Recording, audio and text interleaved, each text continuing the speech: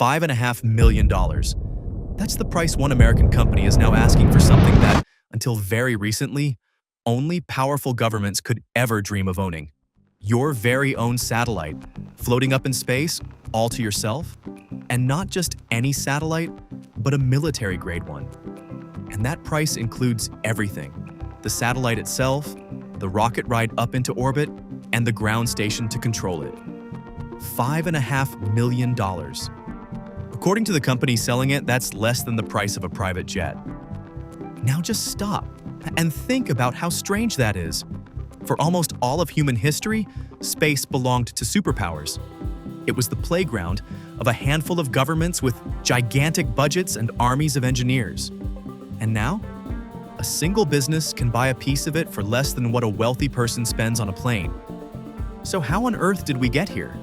How did space go from something only entire nations could afford to something you can almost order like an expensive car? That's exactly what this video is about, and the answer comes down to one single number that quietly collapsed. And if you enjoy these stories about how the biggest, most expensive things in the world actually work, do me a quick favor and tap that subscribe button. It genuinely helps the channel more than you'd think, and there's a twist coming later that most people never even notice. Alright, let's get into it. To understand how cheap space suddenly got, you first have to understand how unbelievably expensive it used to be.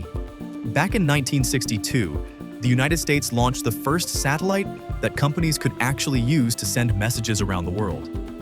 But for decades after that, space stayed almost entirely in the hands of governments. These satellites were national treasures, not products you could simply go out and buy. And honestly, that old world hasn't fully disappeared. Even today, the big, serious satellites are staggeringly expensive. A single satellite that watches the weather can cost nearly $300 million. One that watches the skies for incoming missiles can cost close to $400 million. So we actually live in two worlds at the same time. There's the old world, where a satellite costs as much as a skyscraper.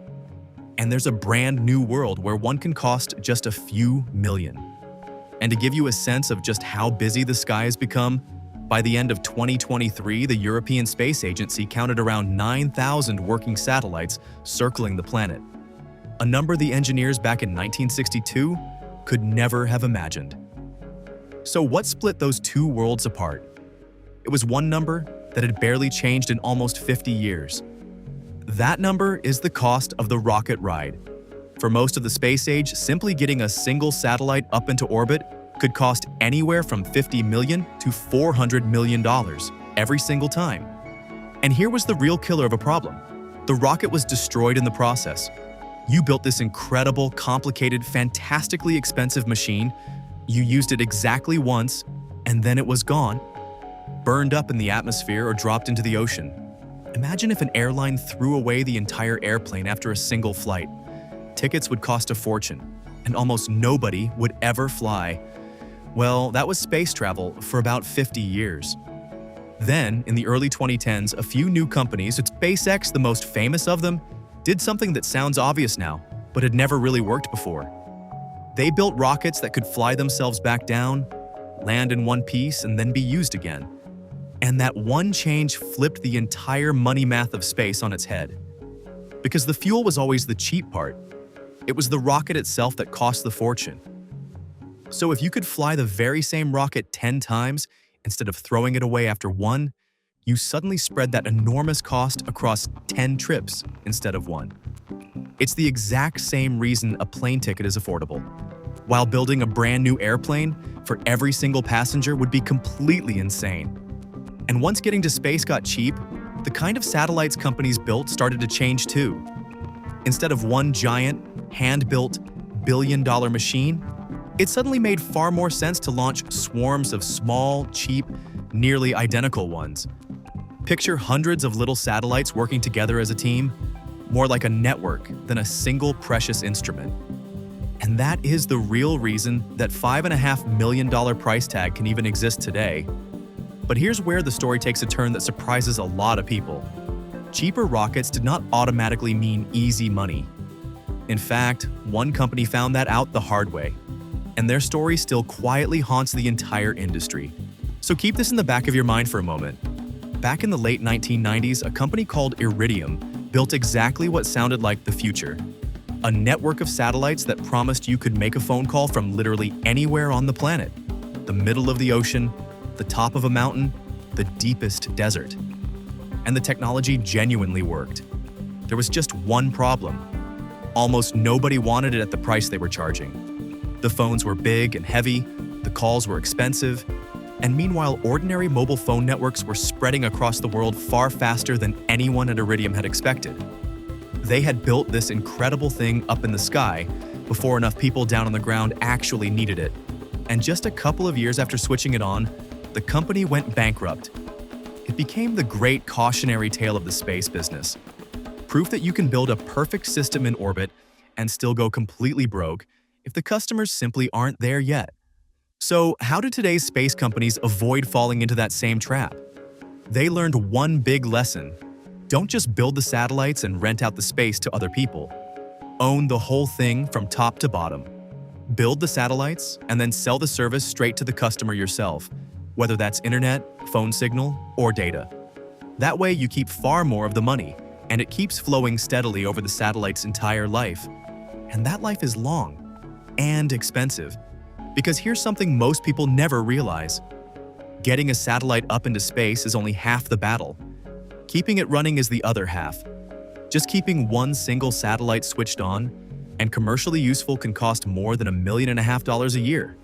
Now multiply that across a network of hundreds of satellites, and the yearly bill to simply keep them all alive can rival what it cost to build them in the first place.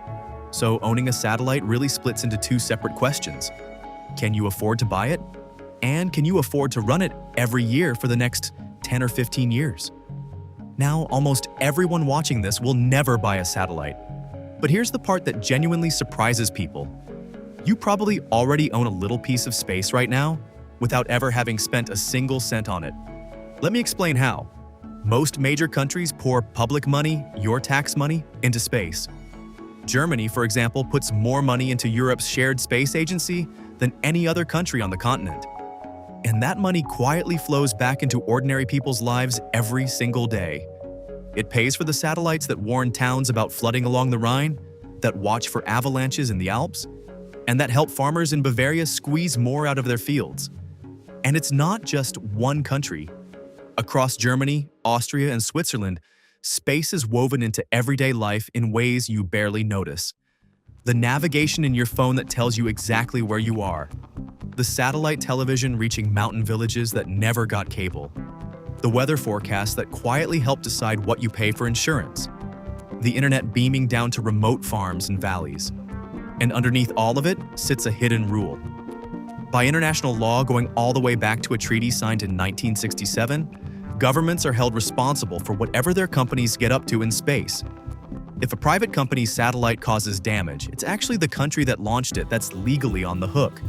So no satellite up there is ever truly, purely private. Every company operating in orbit is doing it inside a kind of safety net that their government holds open, and that taxpayers, in the end, quietly pay for. And this completely changes where the smart money actually sits. Because if governments have already paid to put all this incredible technology up in space, then the real opportunity for a clever business isn't owning a satellite at all, it's building something useful on top of the satellites that already exist. Think about it. The data is already raining down out of the sky, there for the taking. The real money now goes to the companies that turn that raw data into something people will happily pay for. Predicting harvests for farmers, planning delivery routes for trucks, calculating risk for insurance companies. These businesses never launch a single thing into orbit. They just build clever tools on top of space hardware that someone else already paid for. And that, far more than any rocket, is where the next decade of space money is going to be made. So, if there's anything worth taking away from all of this, it comes down to 3 simple ideas. First, owning a satellite is no longer just a toy for superpowers, but it's still a serious, complicated business, even after you've paid that giant launch bill. Second, the price of getting into space has crashed from hundreds of millions down to just a few $1 million. But the cost of keeping a satellite alive year after year is what still separates the serious players from the dreamers. And third, and this is the big one, The real value isn't floating in the hardware overhead anymore. It's in what you actually do with the river of data pouring down from it. The orbit above our heads is more crowded than it has ever been. The prices have collapsed, but the real economy of space isn't really up there in the sky at all. It's down here, on the ground, in what we choose to do with everything those satellites can see.